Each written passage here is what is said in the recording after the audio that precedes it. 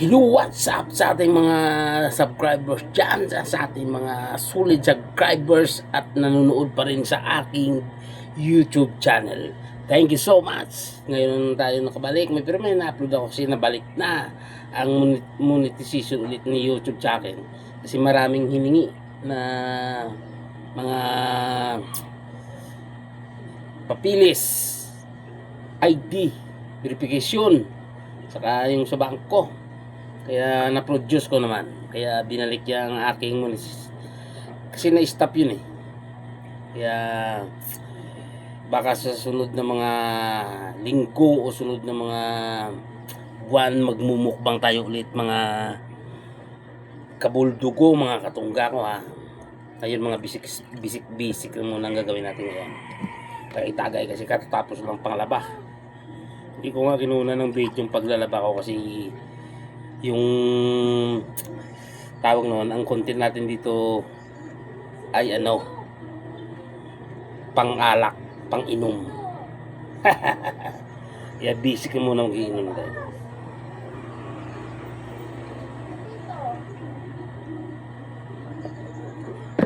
Lagi naman ako nag-iinom eh. Kaso nung ni-stop ni YouTube yung pagbibigay sa akin ng ads saka yung monetization ata na stop yun. Bali na stop yun eh. Kaya hindi na ako nag-upload sa YouTube ko. Doon na ako sa Facebook, sa Reels, sa mga short video. Ang Facebook naman maraming mga rules and regulation. Marami akong tawag noon, violation. Dito nga YouTube naka-warning ako yung pinost ko yung may bata. Bawal pala yun. May bibi. Pero okay lang yun. Kaya patuloy-tuloy lang pa rin. Mas maigi dito kay YouTube kasi bago mo i-upload ang salong video, bago mo i-upload yung video na yon, may mga rules yun, pipilian mo yun.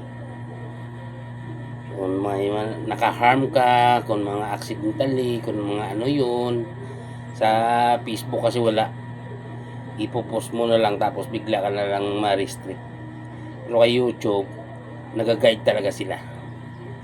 At saka YouTuber naman ako dati, una-una ako YouTuber. Pag sa Facebook, nung nalaman ko na may sahod din ng Facebook, kaya gano'n rin ako gumawa rin ako ng sarili kong page pero hindi na monetize. Dami pang violation yun. Pati yung profile ko nga na violation din. Pero sa profile ko hindi na ako maasa nun na ma-monetize yun. Pero dati na monetize talaga yun. Nag-sit up na ako ng ko nun, yung payment method, nag-sit up na ako ng lahat yon. Na-apply ko na, hiningi nila pati bank account dun eh. Tapos nung nabigay ko na lahat, may mga violation ata ako nun na kasi Facebook marami talagang rules and regulations sa community standard tawa.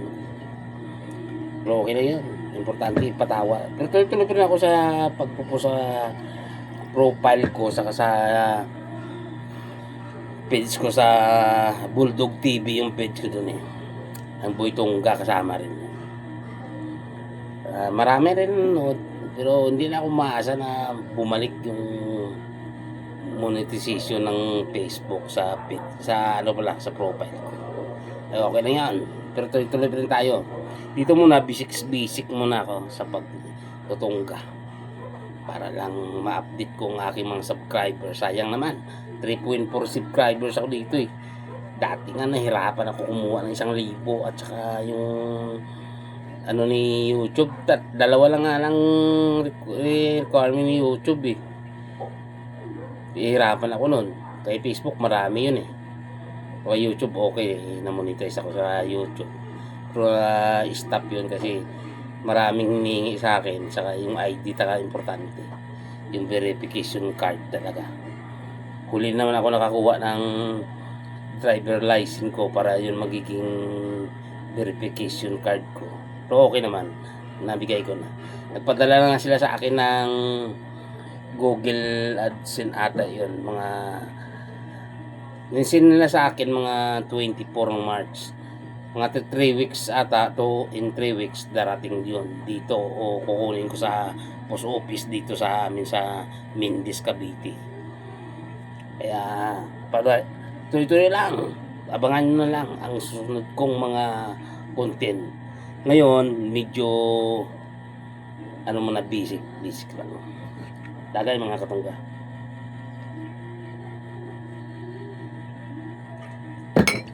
Hasta la vista, baby.